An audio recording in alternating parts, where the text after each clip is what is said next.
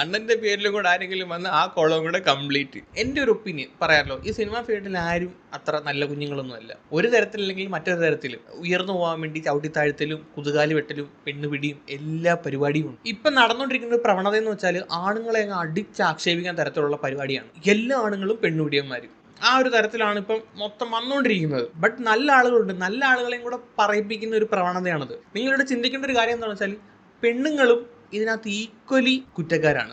കാരണം പല സ്ത്രീകളും കിടന്നു കൊടുക്കാൻ തയ്യാറായിട്ടാണ് അതിനകത്തോട്ട് പോകുന്നത്. അന്നേരം ഈ ഒരു സിസ്റ്റം പണ്ട് മുതൽ ഇങ്ങനെ ഫോളോ ചെയ്ത് വരുവാണ്. നമ്മളില്ല പാരമ്പര്യം കൈമാറി വരുന്നത് അറിയത്തില്ലേ, അതുപോലെ ഇങ്ങനെ പണ്ട് തൊട്ടേ പാരമ്പര്യം കൈമാറി വന്ന പരിപാടിയാണ് ഈ കൊടുപ്പെന്ന് പറയുന്ന പരിപാടി. ഇന്നലെ ഒരെണ്ണം പറയുന്ന കേട്ട് കാസ്റ്റിംഗ് കൗച്ചിന്റെ മീനിങ് കൗച്ച് എന്ന് പറഞ്ഞാൽ കവച്ച് എന്നാണ്.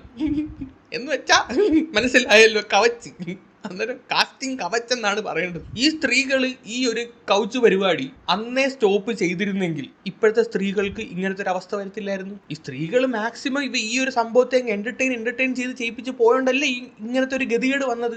ഇപ്പൊ ഈ പ്രതികരിക്കാൻ കാണിച്ചുകൊണ്ടിരിക്കുന്ന ശുഷ്കാന്തി കുറെ കാലം മുമ്പേ ചെയ്തിരുന്നെങ്കിൽ മലയാള സിനിമ അന്നേക്കെ നന്നായി പോയാൽ. അങ്ങനെ ഈ പരിപാടി തുടർന്ന് ഈ ആണുങ്ങൾക്ക് അങ്ങ് ഏളുതരമായി. പിന്നെ ആരെ കണ്ടാലും കൊള്ളാം അവള് തരും, ഈ ഒരു സെറ്റപ്പായി. അതാണ് ഇപ്പം എല്ലാവന്മാരും പെട്ടിരിക്കുന്നത്. തരുവോ എന്ന് ചോദിച്ച് എല്ലാവരും കൂടെ അടിച്ച് അണ്ണാക്കിലൊക്കെ കൊടുത്ത് ഇപ്പം അതാണ് അവസ്ഥ. ഈ ഒരു അവസരം വേണമെങ്കിൽ സ്ത്രീകൾക്ക് മുതലെടുക്കാം. കിടന്ന് കൊടുത്തിട്ട് ഇപ്പം ഒരു വിക്ടിം കാർഡ് ഇറക്കിക്കൊണ്ട് വരാനുള്ള ചാൻസും ഉണ്ട്. അത് നമ്മൾ തള്ളിക്കളയരുത്. അങ്ങനെയൊക്കെ വന്നു കഴിഞ്ഞാൽ ശുദ്ധ ചെറ്റത്തരം എന്ന് എനിക്ക് പറയാനുള്ളൂ.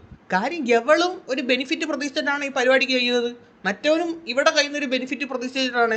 അന്നേരം രണ്ടുപേരും ബെനിഫിറ്റ് പ്രതീക്ഷിച്ചിട്ടാണ് ഈ പരിപാടിയിലോട്ട് ഏർപ്പെടുന്നത്. എന്നിട്ട് ആ ബെനിഫിറ്റ് പറ്റിയതിന് ശേഷം അവസാനം ഒരു വിക്ടിം കാർഡുമായിട്ട് വന്നു കഴിഞ്ഞാൽ അത് കുണച്ച പരിപാടിയെന്ന് ഞാൻ പറയത്തുള്ളൂ. സോ ജെനുവിൻ കേസുകളുണ്ട്. അപ്പോൾ ഈ ജെനുവിൻ കേസും ഇങ്ങനെയുള്ള കേസും കൂടെ വന്നു കഴിഞ്ഞാൽ ഇവളുമാർ ഉഡായിപ്പാണെന്ന് തെളിഞ്ഞു കഴിഞ്ഞാൽ ഈ ജെനുവിനായിട്ടുള്ള സ്ത്രീകളെ അത് ഭയങ്കരമായിട്ട് ബാധിക്കും. കാര്യം അവർ ഉഡായിപ്പ് ആണ് എന്നുള്ളൊരു തരത്തിലോട്ട് ടോക്ക് പോകും. സോ അന്നേരം നമുക്ക് മൊത്തത്തിൽ ആണുങ്ങളെ മാത്രം കുറ്റം പറയാൻ പറ്റത്തില്ല ഗൈസ്. കുറേയൊക്കെ സ്ത്രീകളുടെ കയ്യിലും ഉണ്ട്, മനസ്സിലായോ? കൂടുതലൊന്നും പറയുന്നില്ല ഗൈസ്. വീഡിയോ കൊണ്ട് ഇഷ്ടപ്പെടുന്നുണ്ടെങ്കിൽ ചാനൽ സബ്സ്ക്രൈബ് ചെയ്യാൻ മറക്കരുത്.